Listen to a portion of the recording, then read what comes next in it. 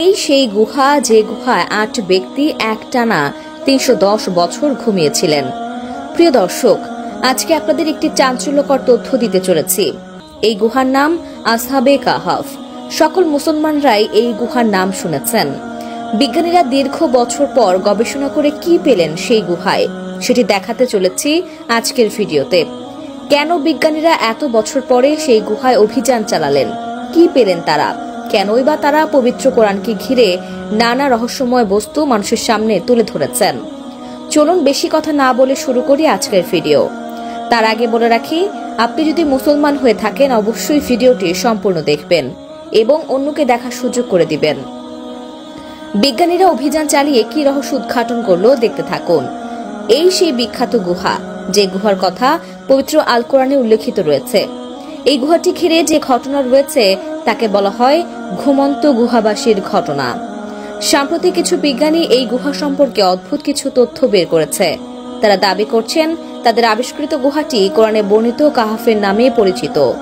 পবিত্র কোরআনের সূরা আল কাহাফে একটি স্থানের কথা বলা হয়েছে, যাকে ৮ ঘুমন্ত ব্যক্তির গুহা বলা হয়েছে। কোরআনে মহান আল্লাহ তাআলা আসহাবে কাহাফে ঘটনা বর্ণনা করেছেন, যারা ঈমান রক্ষার জন্য পাহাড়ের গুহায় আশ্রয় নিয়েছিল। আল্লাহ ৩ শতাধিক বছর তাদের ঘুমন্ত অবস্থায় রেখে দেন। অতঃপর অল্প সময়ের জন্য গুহা থেকে বের হয়ে আসে এবং আল্লাহর কুদরতের সাক্ষ্য দিয়ে আবার গুহায় ফিরে যায়। আসহাবে কাহাফের গুহা কোথায় অবস্থিত তা নিয়ে ঐতিহাসিকদের মধ্যে বিতর্ক রয়েছে। বর্তমানে ৫ দেশের মোট ৮ স্থানকে আসহাবে কাহাফের গুহা বলে দাবি করা হয়। দেশ ৫টি হল জর্দান, আজারবাইজান, তুরস্ক, চীন ও তিউনিসিয়া।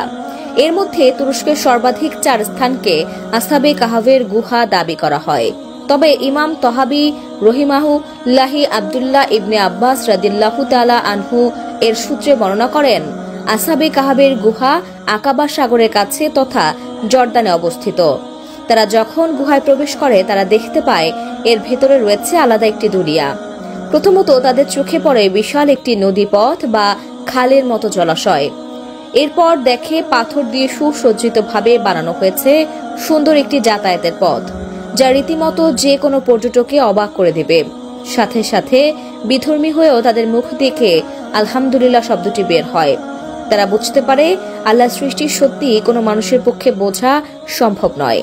তাই তারা গুহার ভেতরে যা কিছু দেখেছে অল্প করে সকলের সামনে প্রকাশ করেছে। যদিও গুহার ভেতরে কি দেখেছে তা কারো কাছে প্রকাশ করেনি। তারা শুধু এতটুকু বলেছে, আল্লাহর সৃষ্টি বোঝা সত্যি অনেক কঠিন। তিনি শ্রেষ্ঠ, তিনি স্রষ্টা। প্রত্যেকটা সৃষ্টির যে একজন স্রষ্টা থাকে তিনি হলেন মহান রাব্বুল আলামিন। সৃষ্টিকর্তার সৃষ্টির রহস্য বোঝা সত্যি কঠিন। এ দুনিয়া যা আছে এগুলোর কোনোটি নিজে নিজে পয়দা হয়নি, সবকিছুরই একজন স্রষ্টা আছেন। সেই স্রষ্টা হলেন মহান রাব্বুল আলামিন। তিনি সমগ্র বিশ্বজাহানের একমাত্র সৃষ্টিকর্তা।